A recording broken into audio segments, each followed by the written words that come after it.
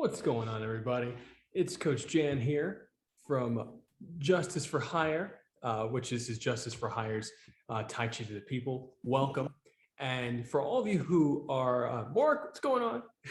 For all of you who watch on YouTube, I just want to say this, that you are welcome to join this session. We do this every week, and I love having new folks come on, and whether you're experienced in Tai Chi or not, if you're watching and you're not experienced in Tai Chi and you're coming from the Justice for Hire community, and for those of you who are in the Tai Chi community who don't know what Justice for Hire is, it's a show that we're producing with the community. We're using our app, justiceforhire.app, to produce this show with a cast worldwide, and it's an action series, and it's real fun stuff. So everybody's welcome to join the cast, going to justiceforhire.app, and we do these trainings every week.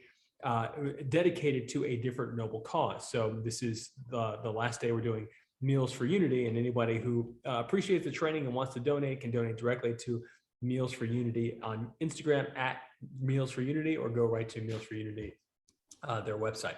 So that said, we do this every week, so the training's always open, free, no need to donate, no pressure to donate, but if you want to, it's always for a good cause, and it's always directly to the cause. Tai Chi, my favorite thing to share. I'm former captain and coach of the U.S. Tai Chi push hands team.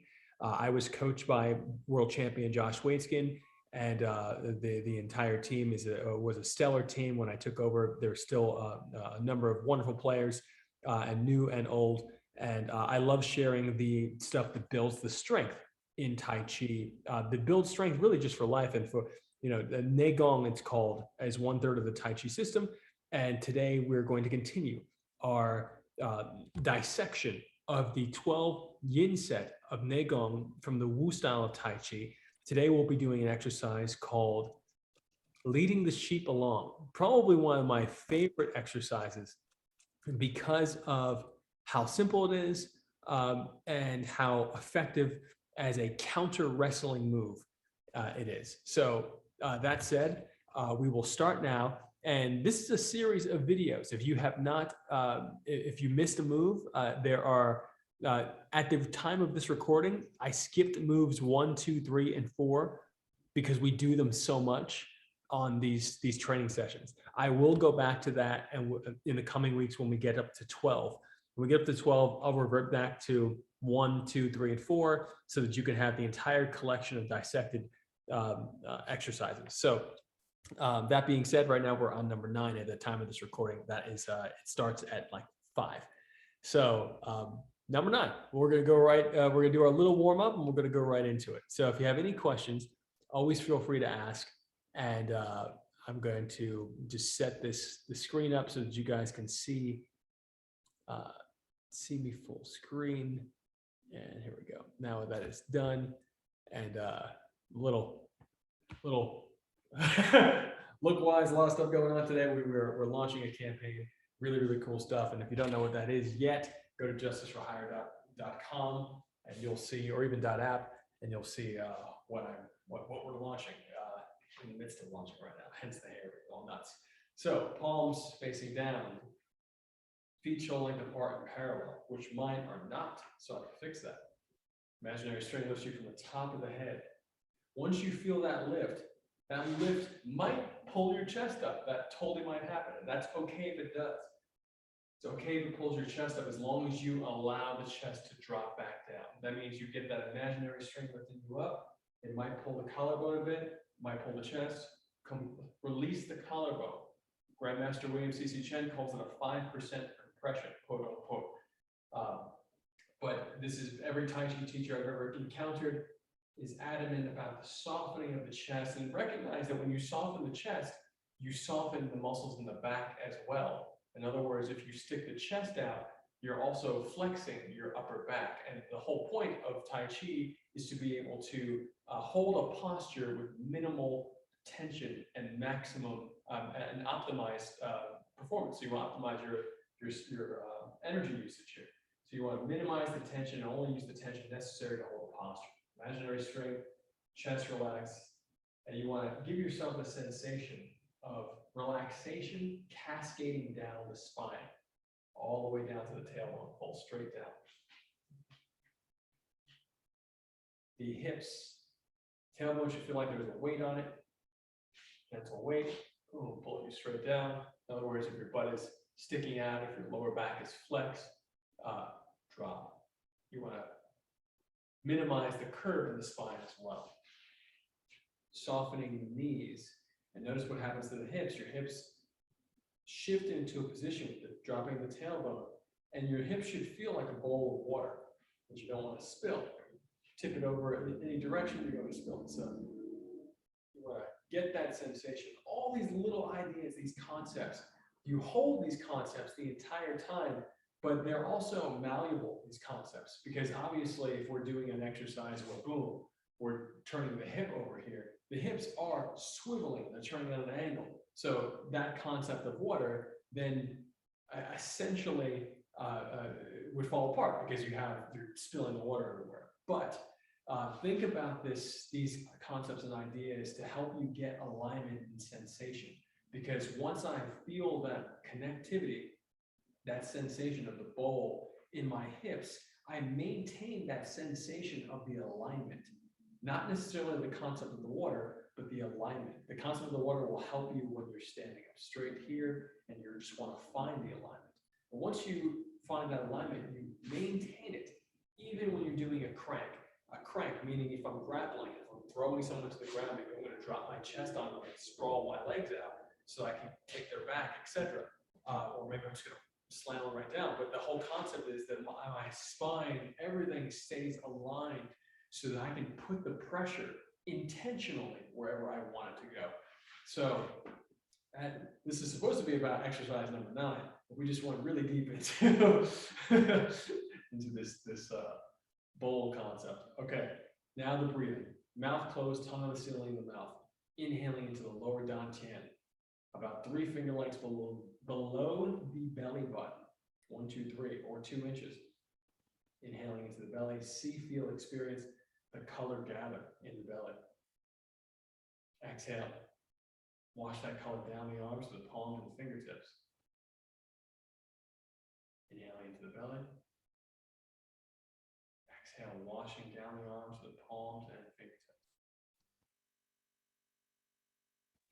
So you want to give the sensation of breathing a color. This is massively important for literally all the exercises we're going to do.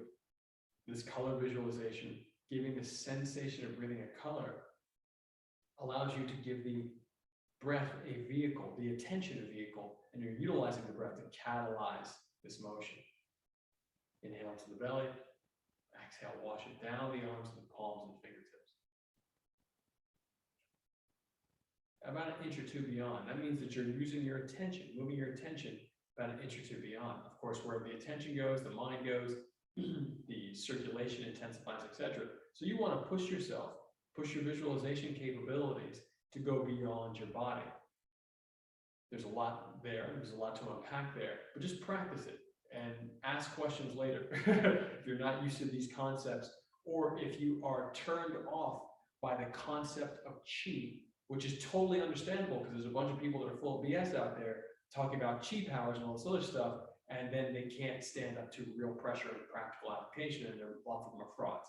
So that being said, do not discount the power of visualization, and utilizing your breath and circulation to help you catalyze your visualization, because that's what the best in the world do.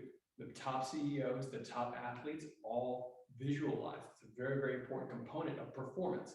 So this is a way for you to train visualization in your body. So if you're concerned about chi, etc., which I do talk about on this channel, but I talk more about the sport. Chi is a very loaded, weighted concept, and is very much misunderstood and misused in the States, and we're working to try to change that, but the only way we're going to change it is by being really practical and really, really precise and really strategic with the way we use Tai Chi as a martial art, as a sport, to actually win. So let's do some Neigong with that kind of stuff in mind. Inhaling into the belly, exhaling down. Inhale up. Exhaling down. This is called uplifting heaven. Inhaling up. Exhaling down. Inhaling up. We're going to exhale, wash that color out through the fingertips. Inhale, suck it back in through the arms like a vacuum cleaner. Exhaling down. Inhale, keep the attention in the belly. Exhaling, pushing from the belly out through the limbs. Inhaling up, even deeper. This is breathing formula 2. Exhaling down. Inhaling up. All this will come back into play when we do this exercise number 9 with the neck on in a moment. Inhaling up, exhale out, pushing the color out from the belly. Inhale, drawing it back in through the fingertips like vacuums, sucking up the color visualization as you inhale. Exhaling, or actually inhaling even deeper. Inhale even deeper. That was supposed to be a 3-stage inhalation. Now we're going to do a 4-stage. Inhaling up, even deeper, even deeper, even deeper. Exhaling down and widen our stance. Shoulder length and a half apart. Seated. This seated position is called a half horse stance because if it was a full horse stance, you'd be going all the way down. Boom, holding your thighs parallel to the ground. So this is a half horse stance. And you're going to drop the tailbone down again. So when you get to this horse stance, you might find a little tension is created in your lower back. Just drop that out. It's not a tuck, it's just a drop instead of a flex backwards. Just drop. If you want to create a meme of that or throw some music behind it, feel free. You're going to inhale, pull the wrists onto the hips, exhaling, pelvis rotates on the femur. Inhale, breath pulls you to the side and up, exhaling down. 3 more. Breath lifts you up, exhaling. 2 more.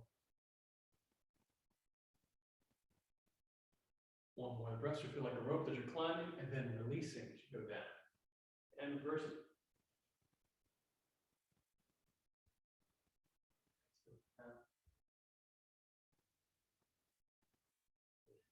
Exhale. This helps to redistribute heat trapped in the chest cavity.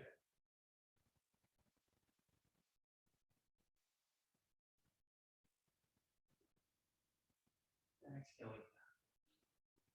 Inhale, breath lifts the wrist. Exhale, wash the palms and fingertips. Inhale, draw in. And we're going to go right to number 9. So I'm going to lift this camera up just a little bit. We're going to go right to number 9. Inhaling up. Exhale, push the color to the palms and fingertips. And we're going to start from exercise 2, which I haven't done a video on yet, but embracing the 1. So this position where the hands in Wu style, note that the middle finger is a quote unquote straight line from middle finger to the elbow. So not straight as in I'm locking my fingertips, but straight intentionally. So the intention of straightness from middle finger to elbow. You can imagine a straight line there. You don't have to lock the arms in a rigid fashion. That'll throttle the circulation. Middle finger as high as the elbows, or as high as the shoulders, elbows down as the gravity is pulling them down. The important reason to start in this position is because this embracing the 1 position, which is very much holds some of the key components of the Wu style, which is using the arms like blades. The Wu style uses the arms like blades and is very much into combinations, grappling combinations, pressure combinations, and rapid fire combinations. The only other form I've seen to truly do rapid fire combinations in such small circles has been Grandmaster William C.C. Chen's reverse breathing yang form, which boom, all these little combinations, each one of these moves having a different, many different applications. So here you get to this standard Wu style fighting position. So the elbows are always in, very, very small. And you're going to guide pressure, leading the sheep along is the name of this exercise. You're going to drop 1 hand to the level of your solar plexus. The other one will remain on the shoulder height. And what you'll do is then you're going to turn toward the lower hand, but the eye will be on the middle finger of the upper hand. And notice that the hands don't move at all. They change level, but they don't move left and right. And you turn all the way to the hip. So another imaginary line that you can hold here is the concept of a line going through the hips, straight through the hips. And this is a line that you want to, another line that you want to imagine and maintain in your form, because geometry has a huge part, is a huge component of all the martial arts, but I find it especially helpful in Tai Chi, or any of the internal arts. So you have this imaginary line coming out here, and you touch that line with the bottom hand. Hands float down a level, meaning that the shoulder hand came down to solar plexus, the solar plexus hand came down to hip level. Once that happens, and you're using the waist, you're not really using your hips much. You want to isolate the waist in the beginning, and then we'll add the hip later. Inhaling, hip hand to shoulder level. Exhaling, eye has shifted to the top hand, stays on the middle finger, and each hand goes down a level till you touch the hip line. Inhaling up, stand up. It's as if the wrist is being lifted by the breath, and exhale, energize the fingertips. Inhale. When I inhale, look at the detail here.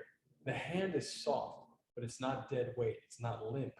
It's soft. It's essentially slightly de-energized. Now, there are variations where you can energize the fingertip and then do the reverse and then de-energize as you go down. We're going to, and when I say energize, that means filling the fingers and softening. Filling the fingers and softening. So in this first version, and there's many variations of this, and I'll teach about 5 here. Lifting the wrists. The breath lifts the wrist rather than the fingertips. Why is this important? The reason this is important is because you want to start getting the sensation. One of the first concepts of visual infrastructure and breath work in Wu style is the concept of the marionette. So the breath pulls you like a marionette, lifts the wrists, it lifts the hands. And it's as if the belly is controlling a pulley system that controls the wrists versus the fingertips. The fingertips are components that you add at different times in this style of breathing. There are other styles of breathing. Again, William C.C. Chen's reverse breathing doesn't have any of the wrists work. It has everything from the fingertips. So that's awesome. It's fantastic. And there's different times to use these different techniques. Here we're going to lift the wrists and then exhale, pushing the color from the belly through the palms and fingertips with an emphasis on the top hand, which would be considered the yang hand. Inhaling up, exhaling. Inhaling up, standing up, exhaling, sinking back down to your half horse stance. Leading the sheep along is a counter wrestling move. There are, of course, many applications to this. So when I say these things, and if you're an experienced Tai Chi practitioner, know that I say these things with the understanding that all of these moves have essentially infinite application. But the very practical application that I like to focus on is essentially someone shooting to a leg. You get your hand on the back of the neck, you get your hand on the shoulder, and you move them out of the way. You essentially slide and take them out of the way. And if they're going for the leg, you might retract the leg and turn them to get them to slide off of you, which is great. Of course, if you get very experienced wrestlers and they get a grip of you, that is a challenge that you need to deal with. And I recommend practicing sprawling, etc., and a bunch of counter wrestling drills and also actual wrestling to help you in those scenarios. So when I say that this is a helpful counter wrestling, it is. But that does not discount. You're not going to do this move and then become a great counter wrestler. These Neigong exercises help to build internal strength, work the intercostal muscles, work the circulation, the breath work, the visualization. You will feel different when you do this 12 yin set. If you do it regularly, if you do it often, you will find that you have a shift in your life. Yeah, I guarantee it. You just need to put the time in. I feel like I'm recharged like a battery, like no other exercise does for me. Yoga charges me in a different way. I did yoga this morning. I felt great, but it's not Neigong. The Neigong is not Tai Chi. Tai Chi is fantastic, but the Tai Chi form you're doing, which can be, very energizing, etc. Of course, it can be. It is not the repeated, specifically the repetition of Neigong. It is the repetition of one move over and over again with that visualization that will allow you to feel all of this circulation in a heightened way, and the emphasis on the different muscle groups. That's why I liken Neigong to weightlifting for intention. You will feel stronger mentally, physically, energetically stronger. Inhaling up, exhale, push the breath work through the top hand, either middle finger, top hand goes up, exhale. And I'm only standing. In most of these exercises, the previous ones, the standing is traditionally considered to help pump the chi and to help strengthen the legs of a beginner. Meaning that framing can make it seem as if a master would not do the standing up and sitting down. I do the standing up, sitting down anytime I start Neigong to warm up. I find that it helps pump my sensation of using the ground and the breath work and the coordination. But once I do it a few times, probably about 6 times each side, inhaling up, exhaling down, then I'll start to switch. So now I'll stay seated. That's what I mean by switch.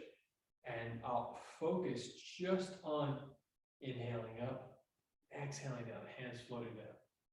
Inhaling up, exhaling down. Again, arms are not moving left to right. They actually stay shoulder, they're aligned with the shoulders. So sometimes you talk about the body in quadrants, cutting across down the center, left quadrant, right quadrant. Sometimes you talk about it as a center line and left shoulder alignment, right shoulder alignment, for example. So the hands will stay at either shoulder alignment the entire time. They'll just drop in level. Now, one of the things that's really interesting here is that when you start to, and we've been talking about this for the last few weeks, the concept of being able to take the sensation of the drop, meaning this big drop where if an opponent's pressing on you, you're sinking and sitting, dropping your weight downward, but not just downward. The arms are extended, the elbows are down, which means that the weight from the muscles can be transferred to whomever you're touching much more readily. For example, my straight arm here, I put my arm on top of it. If I go dead weight with my arm, it's heavier, of course. But what happens when you go dead weight? Well, you drop the elbow. If I were to put my arm on here and I kept my elbow up or my tricep inflated, I would not have the same type of heaviness as this. That's simple weight distribution. So now you add the concept of attention and intention.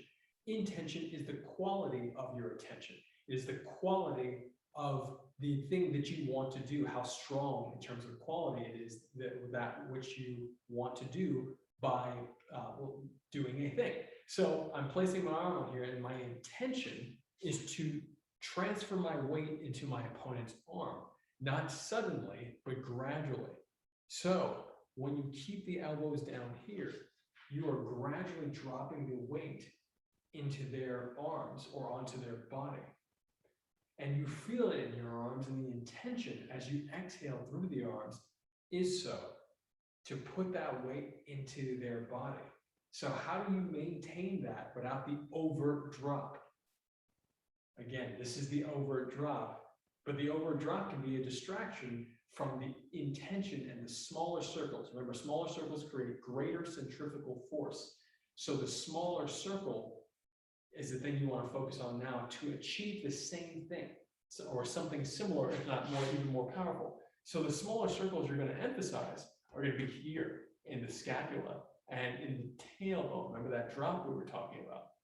So from the side view, inhaling up, exhaling down. Actually, I'm going to have to turn a little bit to the back here. Notice that my lower hand, which becomes my higher hand, as it goes up, the scapula should disappear.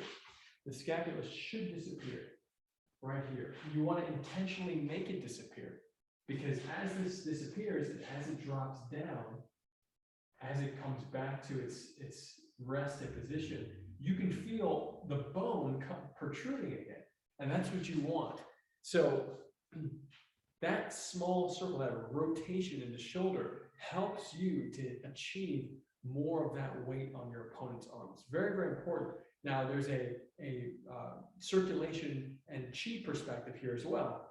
The concept of the scapula disappearing into the shoulders, we always talk about this. It's called opening the valves, or some people call it closing the valves, depending on how you perceive valves. But the concept is that the circulation shoots through the palms and fingers faster, and I instantly feel that. So I know when I lift my arms up here, it is very different than my arms here. When I push the shoulder blades in, I can feel, and I also have the intention to feel more of the circulation of my hands. My hands get warmer almost instantly. So this requires practice over time, especially with the yin set of Neigong. And now we'll talk a little Qi talk for a moment.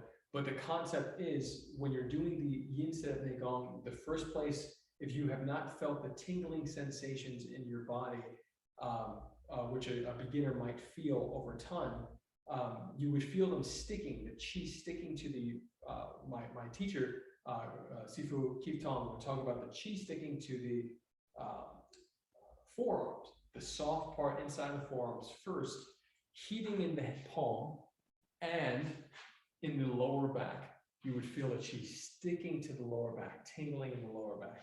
So these are just places to keep your mind if you're a beginner, or if I know tons of Tai Chi practitioners that have never felt Qi before, and it's always shocking to me. I mean, it's just shocking.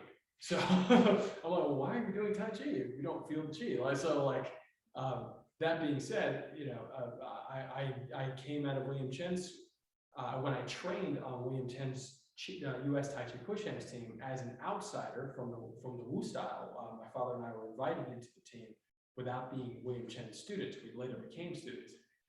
We were really surprised at how differently the circulation felt in his form than versus any other form we had done. So the two extremes of circulation sensations that we felt have been the Wu style, primarily because of the Neigong, and then William Chen's reverse breathing form. And I'd say that his reverse breathing form feels way more auric, meaning that it's as if the vibration is coming off your whole body, versus, and sometimes flooding into the triceps, etc., down, because you're doing a lot of bouncing, but the circulation feels more auric and faster in that sense, versus the Wu style, which is really like a spear pushing the breathwork and circulation in various areas. Again, here. So that was a tangent, but the concept we were talking about was opening the valves to feel the circulation. You want to feel the circulation here intensify for this one moment. Inhaling up, lift the wrists, and just before you turn, as you energize the fingertip, meaning that you push the breath from the belly through the fingertip, you want to feel the circulation intensify for just that one moment. The circulation continues the entire time, but it is the most intense pretty much in this 6-inch range that I'm experiencing right here. And it can, I still feel it on my arm, but that first moment of intensity right here, and that's because the shoulder blade is disappearing into the upper back. You're intentionally reaching through the curve. When we talk about reaching through the curve, that means that you're extending as much as you can while maintaining a curve without locking the arms. So you're reaching through the curve here Notice what this does for a long distance fighter. If you are a fighter, or if you're a grappler, even if you have shorter arms, this reaching through the curve is going to get you a smidgen more distance, but not just that the distance is unique, is a fraction of an inch is a big deal in any game. But you're also going to get this added power. So this power is actually really important. It's not just the shoulder power, because if I do it this way, meaning the shoulder here, I'm emphasizing the push in my shoulder. Here, instead, I'm emphasizing the scapula, the push from the scapula. So it's actually coming from the back. And this is, in my experience in Sancho and in push hands, this has allowed me a lot of strength pulling from my back going forward when I don't have let's say the largest pectoral muscles. As a matter of fact, I'm missing. I was born without one pectoral muscle. So I have to compensate. And it just so happens that the Wu style does that inherently. So you really want to take advantage of this moment to feel the circulation and also feel the ability to drop the weight into the arms because of that scapula loading up. It's in, and now it's going to drop back down. And so you have that momentum, that weight. And you're still using the weight from the other drop that's paused here. And of course, because this is Tai Chi, I just use the term pause, and some people might consider Tai Chi to be continuous and flowing.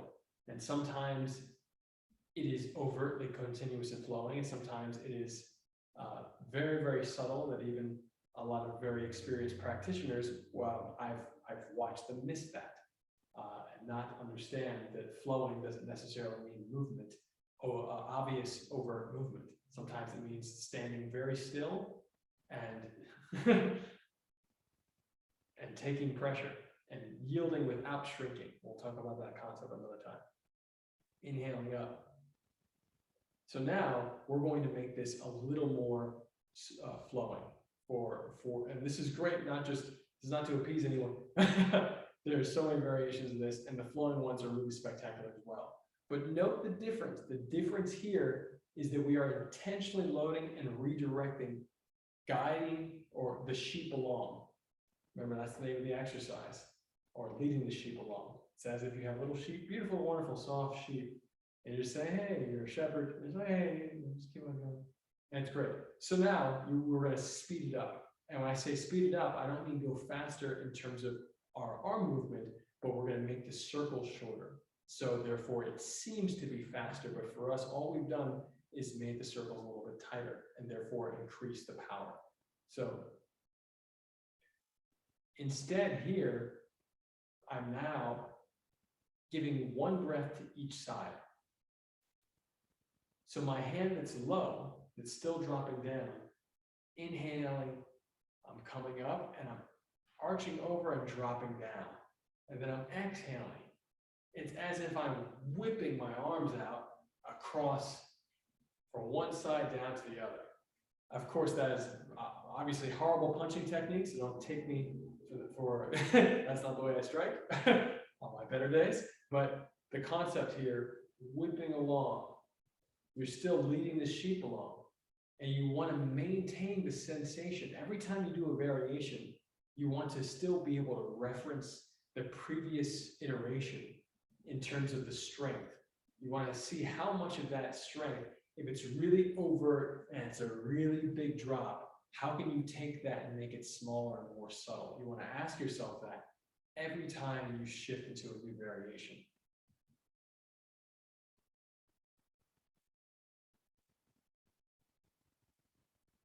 And again, I'm still using mostly the waist. I haven't added my hips yet.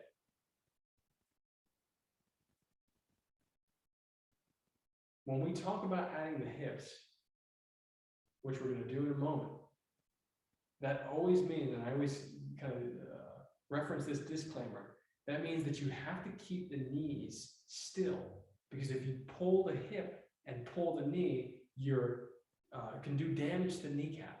And you obviously don't want to do that. So you want to create this separation. Look at the separation I'm creating right here. My knee, to compensate for the hip turning, my hip is turning, my knee is pushing slightly outward and forward to maintain as much of that stability as possible and as much of its position as possible. And I only use a little bit of hip. I don't go too hard with the hip, meaning I don't turn my hip as if I'm pivoting my foot or going for a throw or throwing a punch. I'm not pivoting. I'm using some of the torque from the hip to add to the centrifugal force created by catalyzed by the breath, manifested in the torso, meaning the waist, the core, the trunk first, and then cascading to the hip. So it's actually a quick 1, 2, 3. Or should I say it is a very subtle 1, 2, 3. Breath work catalyzes, trunk moves, hip adds. So, and sometimes you do hip and trunk, but right now we're going to do trunk and then hip because we've been working on the trunk this entire time. So when you add that hip,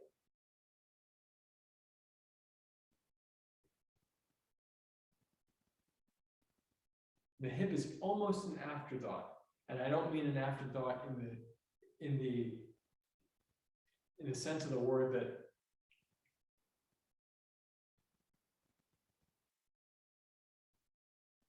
to undermine it in any way. I mean afterthought in the sense that it's actually giving you is the last thought in the power chain here. So I'm using my hips. Notice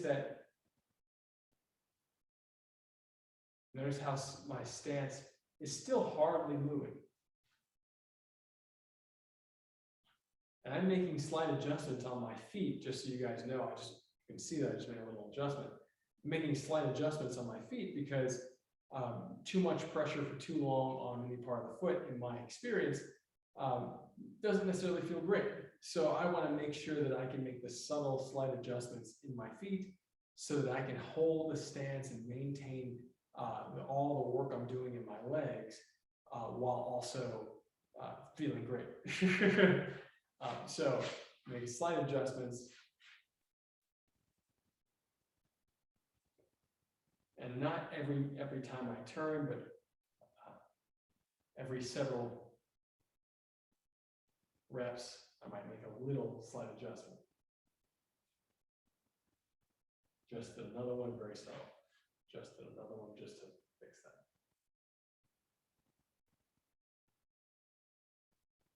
Let's bring it back to flowing. See how much you can do with the hip added.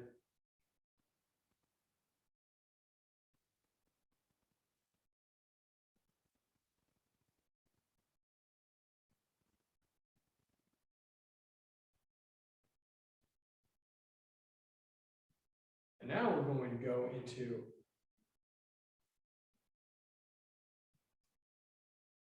a chop almost. So this concept is really cutting the angle even sharper. We're doing this flowing version. We want to feel great. We want to feel the circulation. We want to feel the weight of the arms dropping down. And we want to feel the ease of the waist and the hips. We want to feel the ease of these things moving. And these are great exercises to really get into a zone on. Again, I'm giving one breath to one side and one breath to another. As I inhale to one side, I do emphasize the color pulling into one arm. As I exhale on the other side, I do emphasize the color pushing out of one arm. That's not to say that you can't do something different. That's just me aligning myself to the tradition of the Wu style breathwork visualization that I was taught. And I do make adjustments on these as I progress, especially as I train freestyle fighting or movement. Make lots of adjustments on these, but the baseline, the foundation is always important. So now we're going to cut the hip, cut the angle sharper, and you're going to, almost as if you're going to start rolling the hips a little bit like this. But before we go there, just look at the manifestation in the arms. you want the angle to be sharp, really sharp, very, very sharp angle. So, and you want that sharp angle to have the torque of the hips and the waist at the same time, and the hands, everything going at the same time. So of course, I did that fast, and with doing that fast, I also tensed my muscles in my arm a bit to get that quick chop and downward energy. And sometimes you do that. Sometimes someone's shooting at you, and instead of a dead weight or near collapse kind of drop, which is very heavy, sometimes you might strike and actually drop onto them too. So that might happen. The strikes can be more of a pop rather than the blunt, weighted feeling of these that kind of just drop, relaxed drop. So the relaxed drops, oftentimes, even if you shoot the intention through the limbs, which you should do all the time, oftentimes feel like blunt heaviness versus the chopping down, which might feel a bit more focused and explosive. That being said, both are great. So here, inhaling up and exhaling down, inhaling up, exhaling down, chopping, inhaling up, exhaling down, right across, inhaling up. So we're making the circle smaller, and I was saying before, you're going to get that chopping effect as if you're throwing the hips, but just wait a moment on that and look for the angle, the sharper angle. Notice that I'm on Zoom, and I am really focusing on cutting across my hips to my shoulder to my hip. So that shoulder to hip angle is really, really important. The shoulder to hip angle. So it's more pronounced here. Before we were going, you can see how if you look at the hands as painting an X, it's a much wider, longer X. So now we're making it super sharp, inhaling up, same concept of, and notice I'm standing again. So we're standing up on the inhalation and chopping across, inhaling up, chopping across. Remember that line that we talked about, that imaginary line coming out of the hips? On this version, you're going to cut the hand just behind the line. So for some of you, that might mean that you're flexible enough in the waist to actually turn and get that without pulling the shoulder back or dropping the arm, pulling it back at all. So I definitely caution against putting the shoulder back.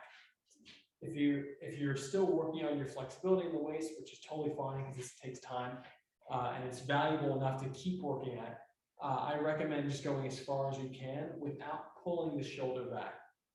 So just relax the arm. Notice that I have that gentle, natural curve on the bottom of the arm, and I've just turned as much as I can.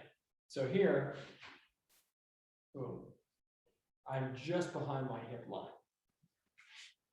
So we're doing this, inhaling up, cut across the body. And notice that the application starts to shift. And, or should I say that even more, that there are different opportunities here that the arm, this look of the arm is very similar, the position of the hands is very, very similar to a position on the arms.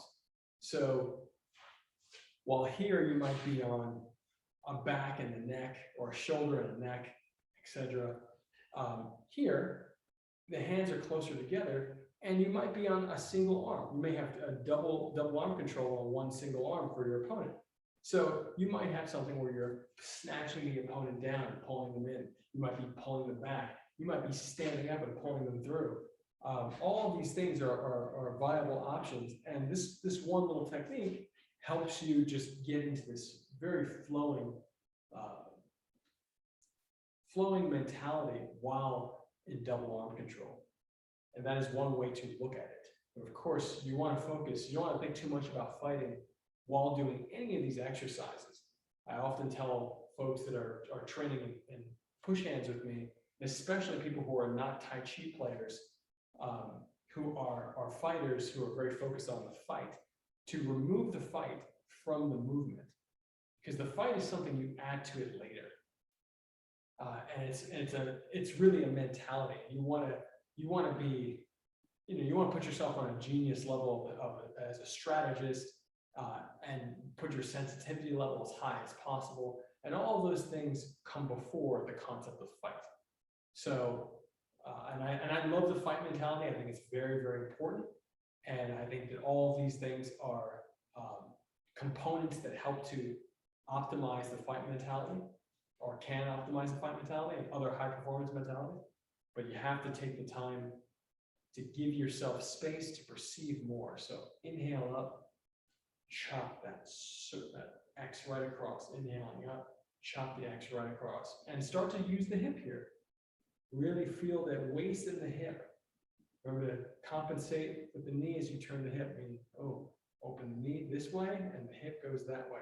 The other side, knee goes this way, hip goes, my corresponding hip goes this way. Boom.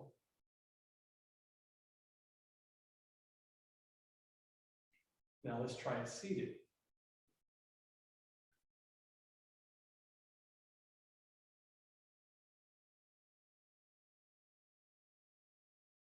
Now I've sped this up in terms of the breathing. Soften a bit even more. Notice that I'm almost lifting. I'm doing it almost like I'm tossing something. It's not a very good throw, but almost like I'm just tossing it over, gently tossing it over to the hip. Slightly over the shoulder, back down to the hip. And with this more flowing version, I'm also doing the one breath for each side. Maybe an inhalation for one, exhalation for the other. Inhalation for one, I'm still on shoulder height, boom. And solar plexus height, back down. Shoulder, solar plexus. Shoulder, solar plexus.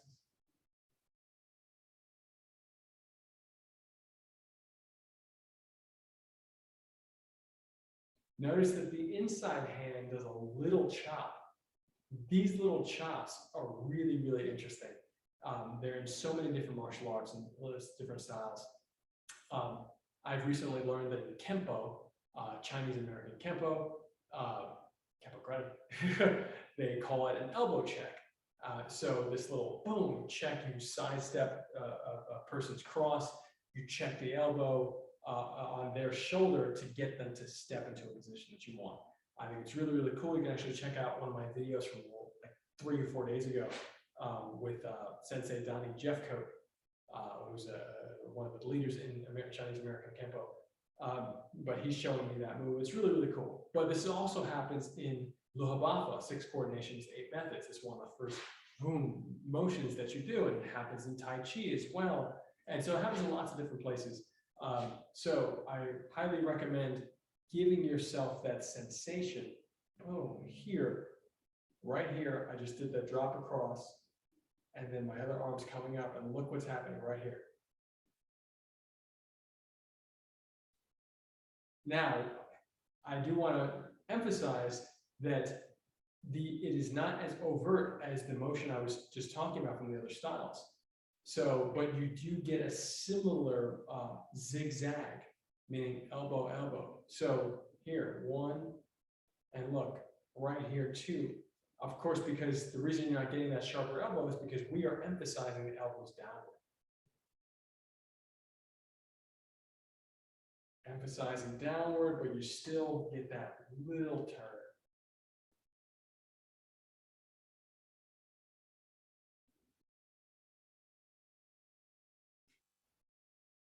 Again, if I take one arm out, one hand goes high and the other one goes low. Take the other arm out, going high to middle, boom, and then low. So, still emphasizing elbows downward. Now we're going to do a variation that takes us to maintains some of the concept, but could also be considered its own exercise. But I was taught this exercise as a variation of leaving the sheep alone. And the concept is still guiding pressure off the body. And leaving the sheep alone proper, you have the hands, and we're going to come back to leaving the sheep alone proper. You have the hands on the opponent's body. They are likely going for your leg or your torso. That's likely what's happening. So therefore, everything that's happening in between here, elbows, forearms to palm, all of this surface area is being utilized to guide the opponent here past the body. If they've gotten the leg, there's lots of times where I've done jujitsu. I remember these moments very specifically where someone I'm playing with grabs the leg. They grab the leg, I have to turn them, and then I have to push the hip forward so that I don't get taken down by some of the by their follow-up to my leading the sheep along. So I'm like, okay, I've guided them down, I misdirected them because they were trying to get me here, push me back. I turn them and then boom, I stick my hip forward, and I might even be pressing my knee on their shoulder, etc., so that I can protect myself and make my next decision. So notes there. But here, now the pressure becomes closer. So we just finished this variation, inhaling out. And now the pressure, one arm's extended, elbow still down. The pressure, symbolizes an opponent you putting your hand between your opponent's pressure, your opponent will be pressing on your hand here. You're blocking an opponent from getting to your shirt or your chest. You put your hand, this happens all the time. You actually drill this in some of the push hands drills, especially in the Wu style. There's moments for this every 2 pushes where you're really training this sensation.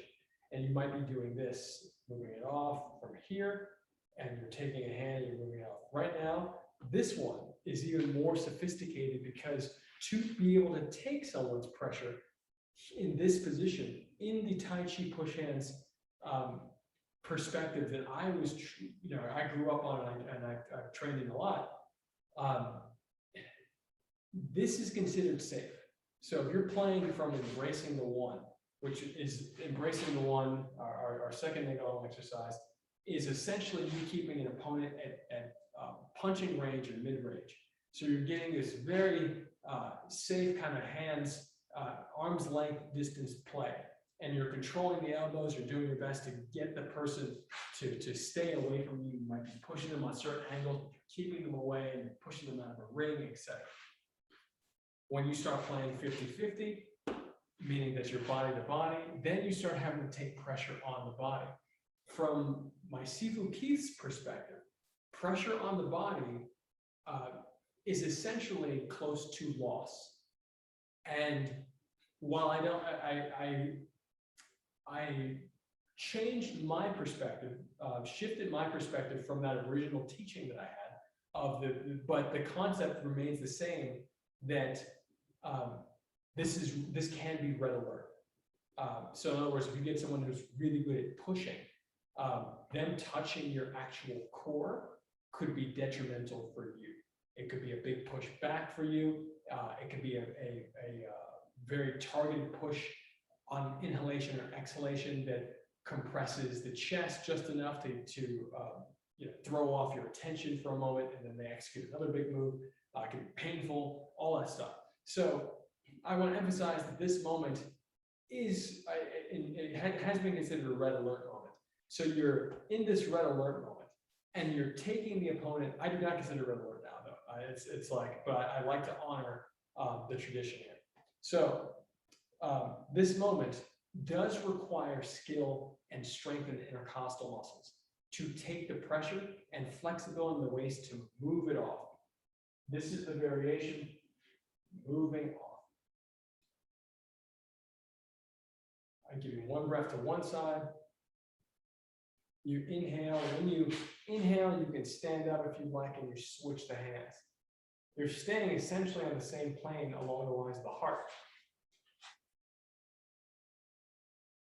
And because of the touching on the chest, it also offers you an extra layer of required focus, meaning that you have to work that much harder or more intently on keeping the breath visualization in your belly, in your lower dantian, because you have the attention being pulled up here simply by sensation. If I'm doing this, my attention is likely up here on where I'm slapping versus down here. So if you even try this exercise and breathe into your belly while slapping on your chest, you'll feel how you have to focus that much more in your belly to keep your mind down here. And this is a big concept because you can essentially see where someone's mind is in terms of their level in their body. When someone's tension rises, the mind rises. Some people would call it the chi rises, but I like to really focus it more so on tension and the mind. You can see they might be top heavy. So you could strategize around that. So meaning that, hey, they're top heavy, so I'm going to manipulate those shoulders to flip them forward and backward over their softer hips, as an example. So here, really work on the breath in the belly. Do your best to keep the elbows down, keep the hands soft. Inhaling through one. You're going to stay seated for this one. Exhale to the other. I'm going to add the hip at the end. The flexibility in the waist is very important on this one. The spine feeling aligned like a pillar, meaning that your center line awareness, more specifically, it's like a pillar. Your spine, everything, all the organs are moving around it. So when you take that breath, you're breathing into that center line in the lower dantian, right here.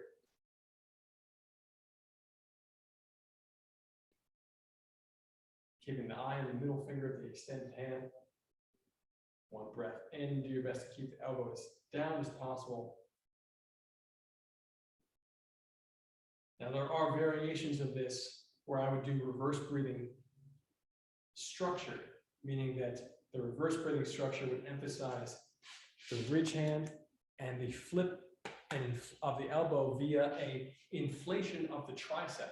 That is my variation, not from Sifu Kif Tong. So, and this is me adding William C.C. Chen's reverse breathing yang style to Sifu Kif Tong's Wu style. So this is an inhalation flipping upward, using the rich hand area to put pressure on the opponent and to move them as I get their hand off me. I use this in tournaments. I've used this several times, especially in fixed step push hands. This particular position often happens at the lower back, but sometimes happens in the middle back, where you flip the opponent, you connect the back of the hand like a handle, and you flip them up and fling them out. You can find stuff. I'll actually link to that in this video of some push hands drills you can do with that in mind. Inhaling up, exhale. Inhaling up. This is the reverse breathing version. Exhale. Inhaling up. Exhale. Inhaling up. Again, we've broken our Wu style principle by lifting the elbow and inflating the tricep, but we're still keeping the shoulder blade disappearing into the upper back.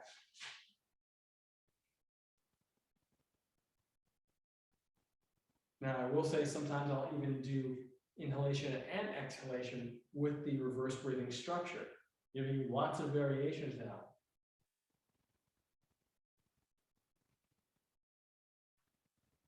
These concepts of connecting your body mechanics to the breath work and visualization, once you get to a certain level of proficiency, you can start to really freestyle and mix and match.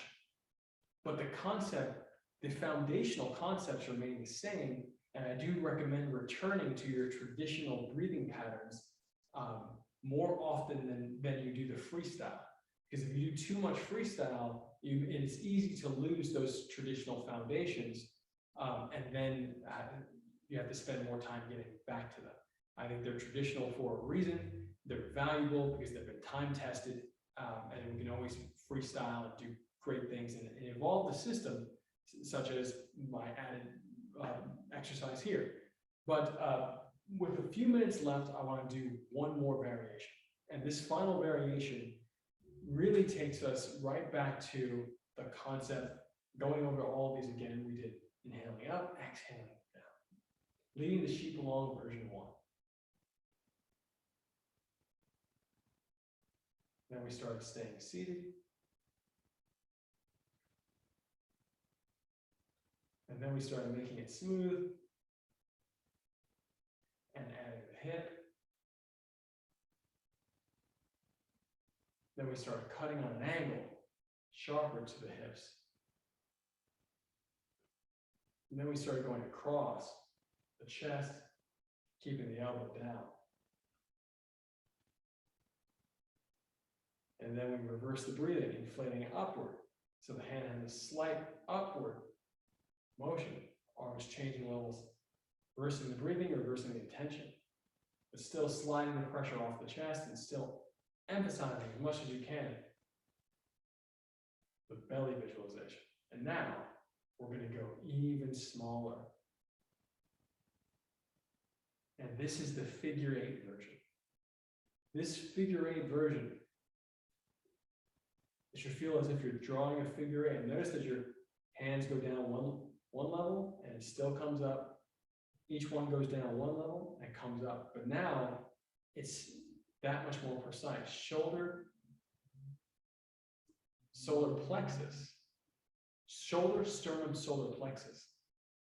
So, meaning 1, 2, 3. That is your, for the smaller version, it's essentially in the middle to upper body rather than going down to the middle and lower body from the upper body. So here, eye remains on the top hand.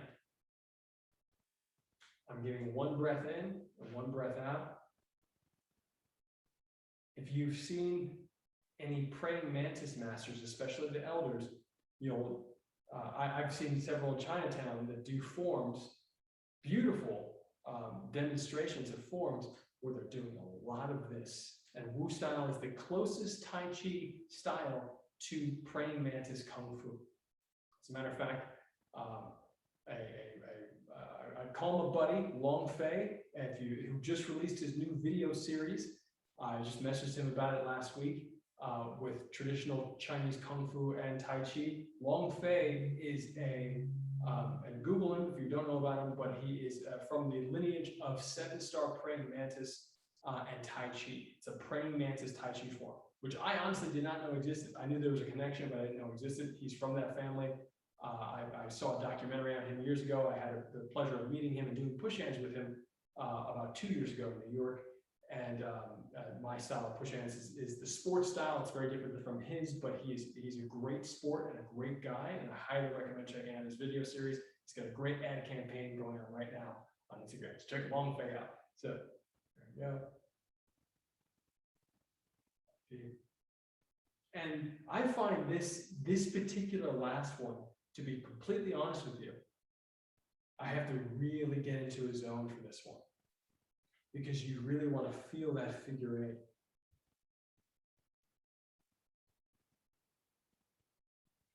8. And not only do you want to feel the figure 8, once you feel the figure 8, you want to start allowing yourself to feel the great centrifugal force inside. So in other words, everything inside the shapes that you're drawing should feel like a whirlwind. It should feel tight. It should feel very, very tight, but not tight in the muscle. Tight because the circles are so short and sharp and intentional. And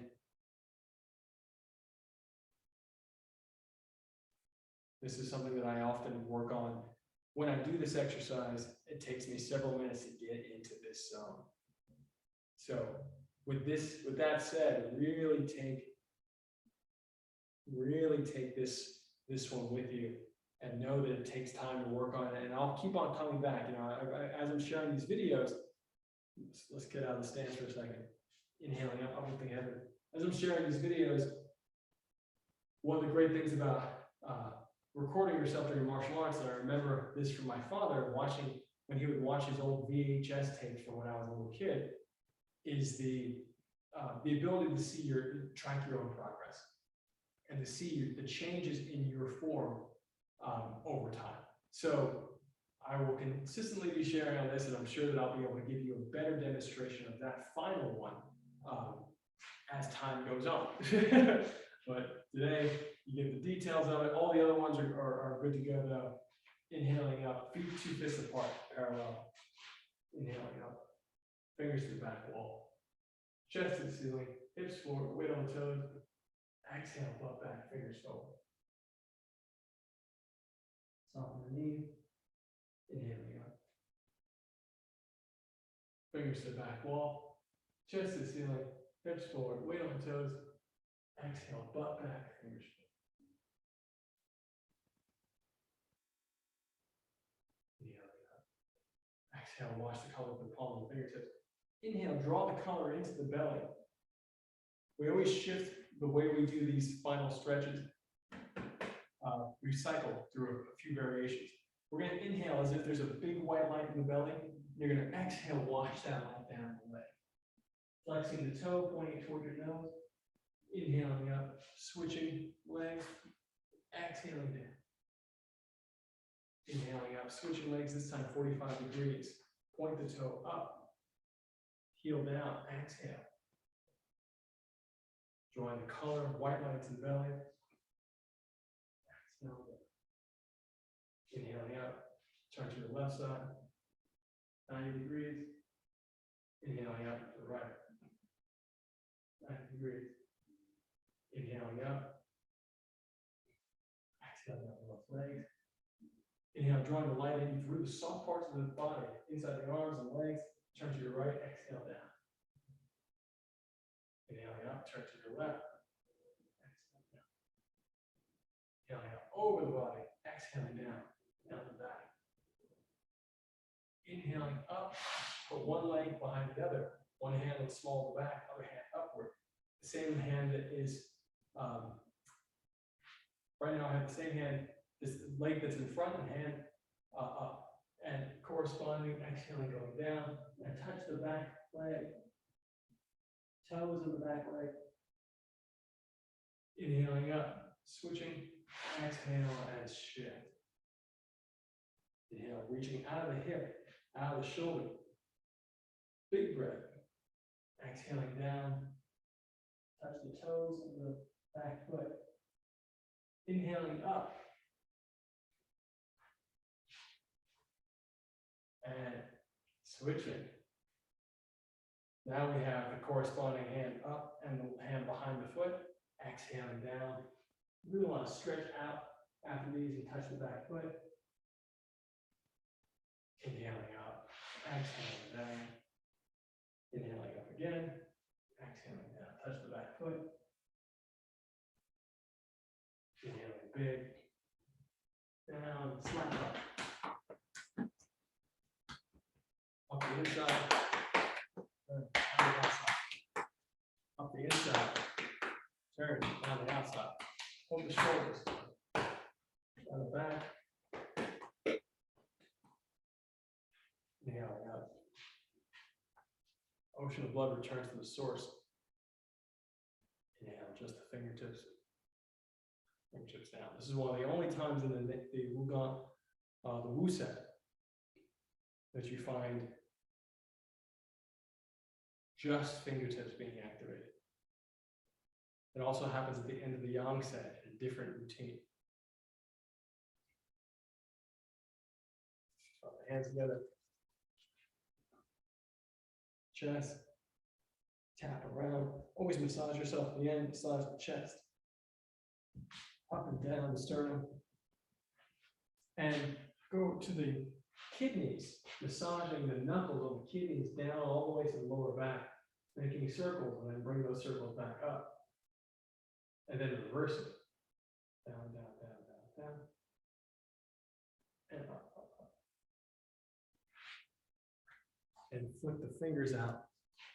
Thumbs out. Hormone here. And switch. Up the face to the side. Up to the side, fingers to the scalp, front to back, back to front, front to back, back to front, massage, front to back to front, slapping, front to back to front, hollow fist, gentle banging, front to back to front, massaging.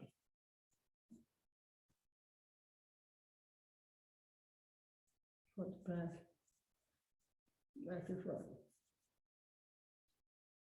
massage one side, make big circles, and really do your best to separate the skin and the muscle, like starting to move the skin in different directions and reverse it. You might find some tightness. You really want to loosen it up. And exhale into the area while you do it. Reverse it again, and then reverse it again, and really feel it loosen up. Go to the other side. If you find tension on one side, massage, and then reverse the circles, and reverse it again, and reverse it again. Really want to get all that great circulation in the scalp. Massage around the forehead, top of the forehead, and massage, reverse it, temples, reverse it under the eyes, reverse it to the heart, and then top and bottom, switch, sides, underneath the gums, and then press and hold and drill. 1, 2, 3, tap. Each circle bigger, top and bottom of the thumb, and sides. Top and bottom, and sides. Top and bottom, sides. Top and bottom, sides. Top and bottom, and sides. Press and hold here between the index and thumb, around that pressure point. Chair just a little. And then massage. 1, 2, 3, 4, 5. Drive the thumb up the natural line on the arm. Keep going all the way up until you feel that pressure point right around here. And massage. Gets a little sensitive. That's when you go for it. And then you take the thumb, put it in the pocket of the elbow, and take the index and middle finger, go right around the outside, and grip just under the forearm muscle. And you're not massaging here, you're massaging here. So using this grip as leverage, and you're getting right into the pocket on the pressure point, the pocket of that elbow. And then you're going to drive the thumb down from the pocket of the elbow down the natural line, going all the way to just above the pulse. You'll notice just above your pulse, it varies on everybody. You'll start to feel a sensitive point, and you want to massage that sensitive point. And then 1, 2, 3, 4, 5 on the pulse, and then switch sides. Press and hold the palm. The thumb is directly in the center, and then drill. 1, 2, 3, 4, 5. And then tap around. Each circle gets wider. Third circle is the widest, goes all the way up to the thumb area, top and bottom massaging on the fingers and the sides. Of the fingers, the massaging fingers go on the top and bottom and fall into the natural grooves of the receiving finger. And on the sides, the same thing. As you squeeze, let the finger, don't focus so much on the squeeze itself. Allow the squeeze to lock into a position on the finger. That's where you'll find the pressure points.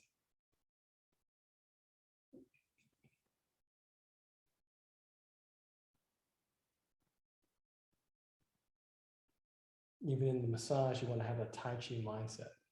So the squeeze is to find the grooves of the opponent's natural curves. And then hold, just did a little reverse. Take the thumb and drive it up that natural line. The forearm, get to that pressure point, massage. In the pocket between the pocket of the elbow and massage. Remember, the fingers here are really just a leverage point, so I can get deep right here into the pressure point right here. And then I drive the thumb down the natural line to just above the pulse and the massage. You find that pressure point. And then 1, 2, 3, 4, massage. 1, 2, 3, and then grab 1, 2. Close the eyes, inhale, wet light. Spread the whole body. Inhale, wet light up the front. Exhale, roll it down the back. Inhale to the left side. Exhale down the right. Inhale to the belly. Exhale, push the light down the legs into the ground. Let it go into the ground, come back up and around like a fountain in reverse, making a big bubble around you. Draw the light into the belly. Exhale, push it to the top of the head, like a fountain. Surround the body, making a big bubble, like a fountain. Even bigger, all the light coming out of the head, expanding the awareness. Feel the light inside of you, all around you in your space. Have gratitude for the body and the light, people in your life, the space itself. Thank you so much. As usual, this has been Tai Chi to the People. You can join Justice for Hire at justiceforhire.app. You can watch me, Coach Jan Lucanus, on my Tai Chi channel on YouTube, Coach Jan's Tai Chi Push Hands channel, or go to janstaichi.com. And you can donate to Meals for Unity. It helps feed the elderly in Hungary that are hungry, and it's really, really wonderful organization. And you can donate directly to them at Meals for Unity or their website. That being said, I'm going to press stop. If you have any questions, always feel free to ask. And like I said, if you'd like to join these Zoom sessions, you could do so every week. And this is on Tuesdays at 8 p.m. Eastern, 5 p.m. Pacific. So love you guys.